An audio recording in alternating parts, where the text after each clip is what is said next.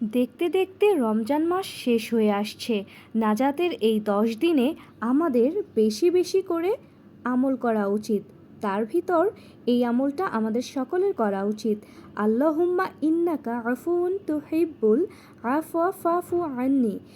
এর অর্থ হচ্ছে, হে আল্লাহ, আপনি ক্ষমাশীল, ক্ষমা করতে ভালোবাসেন, অতএব আমাকে ক্ষমা করে দিন। এই দোয়াটি বেশি বেশি করে পড়তে হবে। এতে করে আল্লাহ তাআলার কাছে দোয়া করলে আল্লাহ কবুল করে নেবে।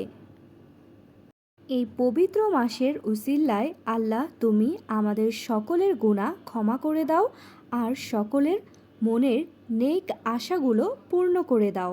এই একটাই দোয়া তোমার কাছে আমাদের সকলের। তো সবাই ভালো থাকবে, সুস্থ থাকবে।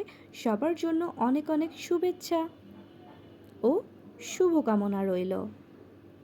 আবার দেখা হবে নতুন কোনো ভিডিওতে। আসসালামু আলাইকুম।